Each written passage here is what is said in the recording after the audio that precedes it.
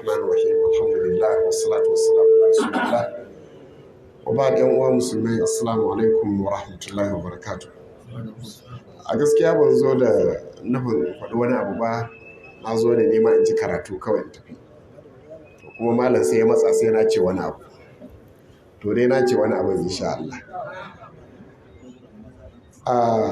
Wato duk bayanai da nake so in yi ko kuma da ya kamata in yi, malam ya riga ya yi su, musamman akan luwaɗi da maɗigo da makamantansu. Wallahi ba karamin fitina ba ne muke fuskanta. Abu ne wanda ya kamata a samu lokaci a yi muhadara na musamman a kai, inda zai yi abin da ya kamata a yi kenan. Gaskiya abu ne da yana da faɗi sosai, kuma samarinmu sun shiga ciki sosai ba a sani ba ne. Yana nan ta ƙasa-ƙasa, wallahi yana cin yawanci yara masu nafef ɗin nan, yawanci abin da suke yi kenan. Wallahi tallahi yawancinsu in sun yi an yi da su sai a ɗauki mashin a basu, shi ne kawai, ba wani abu. Wallahi a ɗauki mashin sabo dal a basu. Haka aka yi ta yi shekarun ba da suka wuce. Yanzu kuma yaro sai ka gan shi siɗiɗi sanada, ba aikin fari bare na baki, amma za ka gan shi da gezina, za ka gan shi da buwa, za ka gan shi da agogo mai tsada, za ka gan shi da waya iPhone ne, Samsung, gashi nan.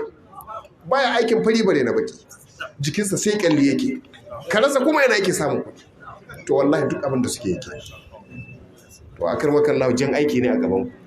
Wallahi a samu muhadara na musamman akan wannan abu. A buɗe abu tayi insha Allah, lungu-lungu a shiga mai tayi insha Allah. Malam shi kuma da ya zo mana wayannan karatuttuka, a gaskiya malam sai dai mu yi maka addu'a kan sakalin sunna kenan.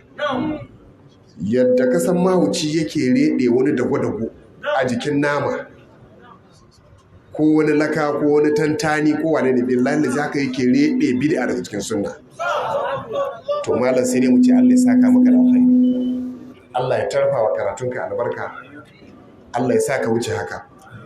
Kuma kamar yadda na faɗa ɗazu, insha Allah malam zai sake dawo. Malam za ka dawo ba?